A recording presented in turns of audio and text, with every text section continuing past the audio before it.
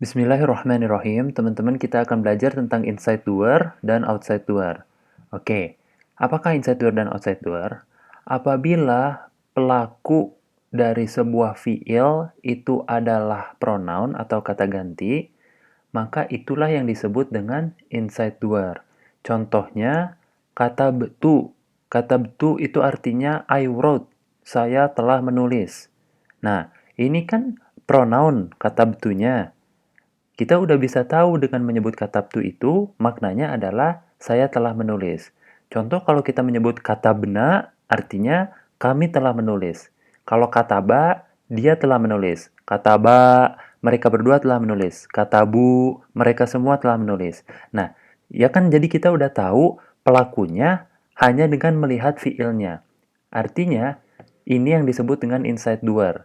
Bahwa si pelakunya itu ada di dalam si fiil. Makanya disebut inside doer. Hanya dengan lihat kata betu, kita udah tahu bahwa artinya saya telah menulis. Oke, itulah yang dimaksud dengan inside doer ya. Kita sudah tahu pelakunya hanya dengan melihat kata kerjanya atau fiilnya. Tapi yang kedua ada yang namanya outside doer. Outside doer itu artinya pelakunya di luar fiil.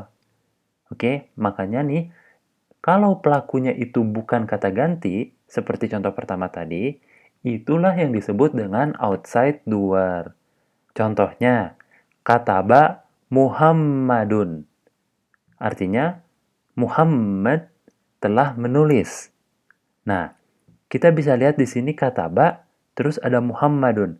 Nah, ini pelakunya tuh bukan lagi di fiilnya ini, tetapi pelakunya adalah Muhammadun. Gimana cara ngebedainnya? Kita lihat nih. Rules for the outside doer. Jadi, aturan untuk bisa sah menjadi outside doer adalah yang pertama, si pelakunya itu, ya, contohnya ini kata Muhammadunnya itu pelakunya, dia harus after the fi'il, harus setelah fi'il. Nah, ini kan fi'ilnya kata ba. Terus kan ada Muhammadun. Ini udah sah ya berarti, karena kata Muhammadun datang setelah fi'il. Fi'ilnya kata ba, Muhammadunnya datang setelah fi'il. Berarti sah nomor satu. Terus yang kedua, harus dalam rofa status. Muhammadun berarti harus rofa. Nah, ini benar. Muhammadun rofa kan u atau un. Kalau a atau an nasab, kalau i atau in jar. Berarti ini juga udah sah. Syarat keduanya, Muhammadun rofa status. Gitu. Nah, terus fiilnya harus dalam bentuk huwa atau hiya saja. Kita lihat kataba itu apakah bentuk huwa atau hiya? Ternyata betul, kataba adalah fiil bentuk huwa. Ya kan? Karena kalau kita ingat, huwa kataba, huma kataba, hum katabu, hiya katabat, huma katabata, hunna katabna, anta katabta, antuma katabtuma, antum katabtum, anti katabti, antuma katabtuma, antuna katabtuna, ana katabtu, nahnu katabna. Nah, huwa adalah kataba tadi kan. Dari mana saya bisa hafal itu? Itu namanya si itu teman-teman.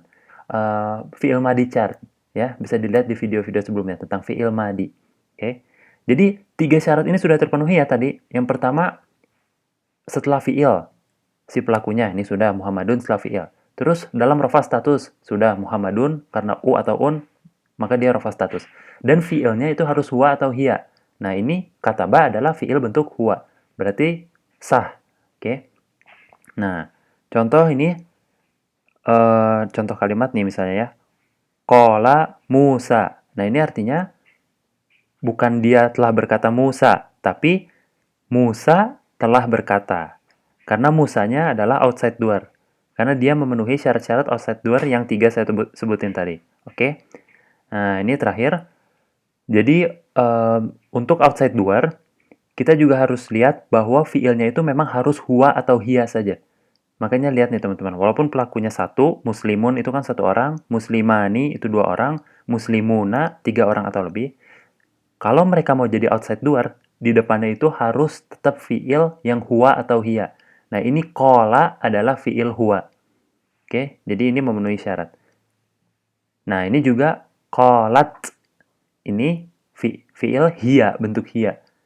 Oke, walaupun pelakunya satu, muslimatun, satu perempuan ya, atau dua perempuan, muslimatani, atau tiga perempuan dan lebih, muslimatun, tetap aja si fiilnya ini nggak berubah-berubah. Jadi untuk outside doer, fiilnya hanya bisa huwa atau hiya ya. Hanya bisa didahului oleh fiil huwa atau hiya. Oke, itu ya teman-teman. Makasih. Assalamualaikum warahmatullahi wabarakatuh.